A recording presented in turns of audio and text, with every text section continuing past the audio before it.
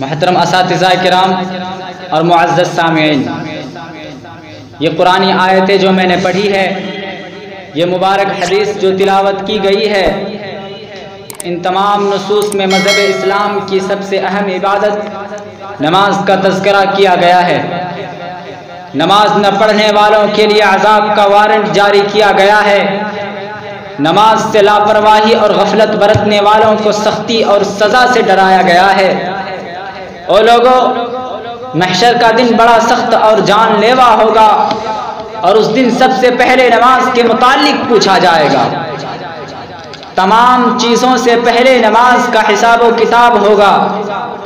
اگر ہم غور کریں تو معلوم ہوگا کہ ان ارشادات میں ہمیں آواز لگائی گئی ہے، ہمارے سینوں پر دستک دی گئی ہے، اور ہم سے یہ مطالبہ کیا گیا ہے کہ ہم اور آپ بیدار ہو جائے، اپنے مقصد کو سمجھے اور غور کرے کہ ہمیں اس دنیا میں کس لیے بھیجا گیا ہے، کس مقصد کے تحت ہمیں پیدا کیا گیا ہے، ہم پر کون کون سی عبادتیں فرض، واجب اور لازم ہے، ہمیں کرنا کیا چاہیے اور ہم کیا کر رہے ہیں۔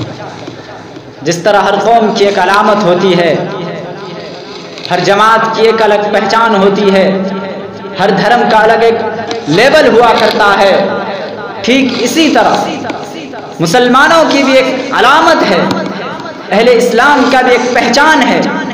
نبی صلی اللہ علیہ وسلم نے ارشاد فرمایا، لِكُلِّ شَيْءٍ عَلَمٌ وَعَلَمُ الْإِيمَانِ الصَّلَاةُ، کہ ہر چیز کی ایک علامت ہوا کرتی ہے، اور ایمان کی علامت نماز ہے۔ جتنی بھی عبادتیں فرض ہوئی وہ تمام احکام اسی دنیا میں نازل کیے گئے۔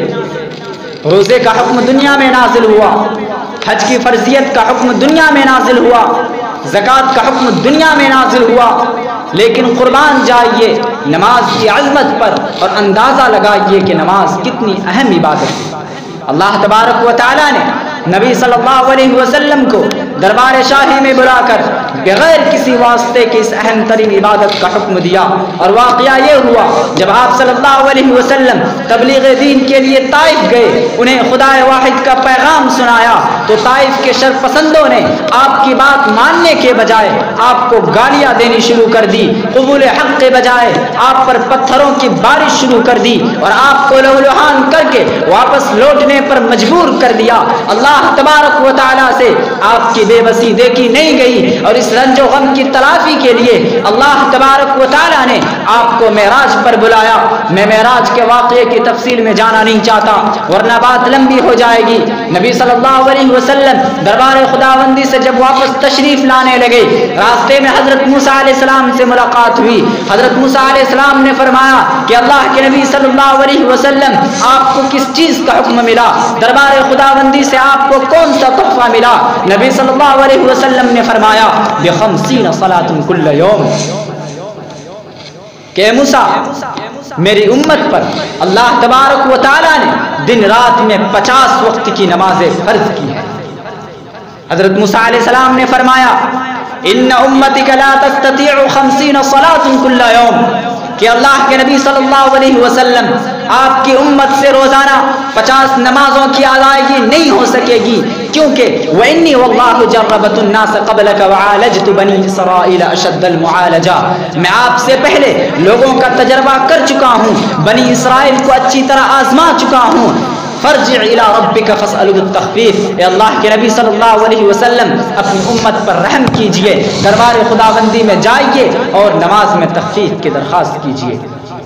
حضرت موسیٰ علیہ السلام کے کہنے پر آپ صلی اللہ علیہ وسلم دربار خداوندی میں دوبارہ تشریف لے گئے اور نماز میں تخفیف کی درخواست کی، چنانچہ 10 وقت کی نمازیں کم ہو گئی۔ آپ صلی اللہ علیہ وسلم پھر واپس تشریف لانے لگے، پھر حضرت موسیٰ علیہ السلام سے ملاقات ہوئی، حضرت موسیٰ علیہ السلام پھر واپس بھیجا۔ کئی بار یہ سلسلہ چلتا رہا، یہاں تک کہ صرف 5 وقت کی نمازیں رہ گئی۔ حضرت موسیٰ علیہ السلام اس بار بھی واپس بھیجنا چاہا، مگر نبی صلی اللہ علیہ وسلم نے یہ کہہ کر معذرت کی کہ سألت ربی حتی استحییت، میں کئی مرتبہ اللہ سے تخفیف کی درخواست کر چکا ہوں، اب تخفیف کراتے ہوئے شرم محسوس ہو رہی ہے۔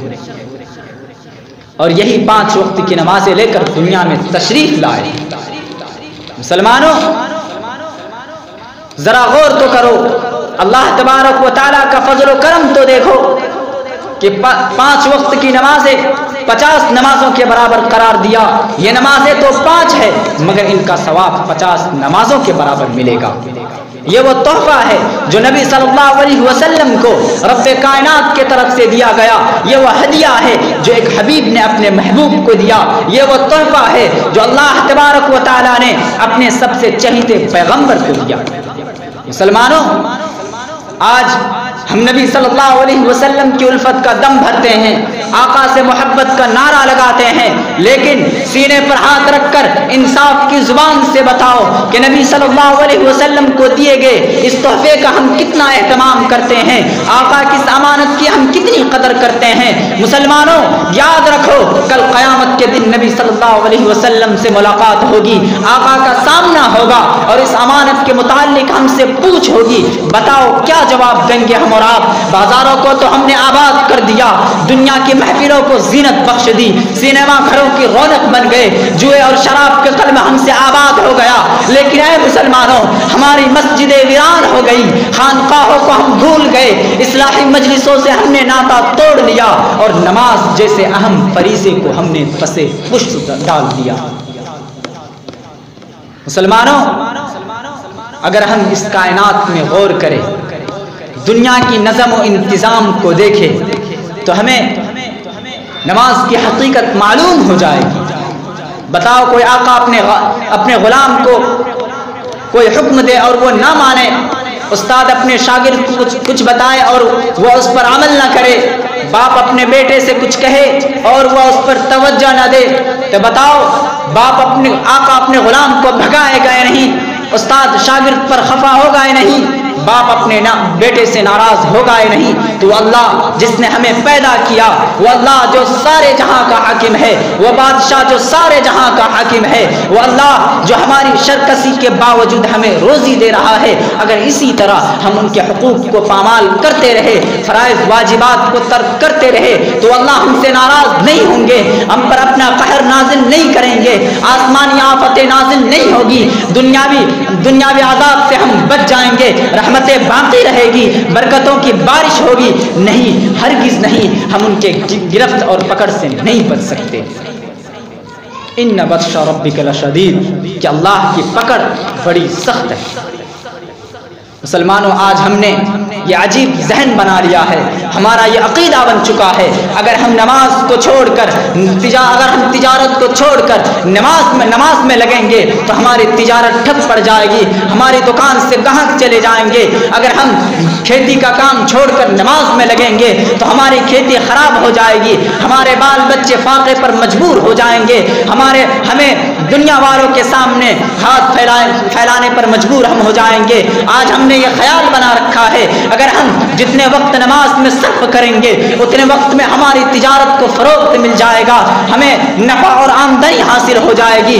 آج ہم نے یہ خیال بنا رکھا ہے کہ اگر ہم جتنے وقت نماز میں صرف کریں گے اتنے وقت میں ہماری کھیتی سدھر جائے گی، ہمیں نفع اور آمدنی حاصل ہو جائے گی۔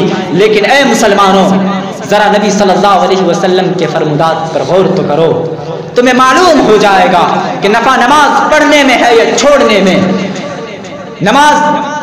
کاروبار نماز پڑھنے سے چلے گی یا نہ پڑھنے سے، دکان نماز پڑھنے سے چمکے گی یا نہ پڑھنے سے، دنیاوی آمدنی نماز پڑھنے سے حاصل ہوگی یا نہ پڑھنے سے۔ مسلمانوں، ابھی بھی وقت ہے، ہم اور آپ قرآن و حدیث پر غور کریں، توبہ کر لے اور یہ عہد کر لے کہ آج سے ہم نماز کا اہتمام کریں گے، نماز کی پابندی کریں گے اور ہر حال میں نماز کو ادا کریں گے۔ اب اخیر میں دعا ہے، اللہ تبارک و تعالی ہم سب کو کہنے سننے سے زیادہ عمل کی توفیق عطا فرمائے، آمین ثم آمین، وآخر دعوانا ان الحمد للہ رب العالمین۔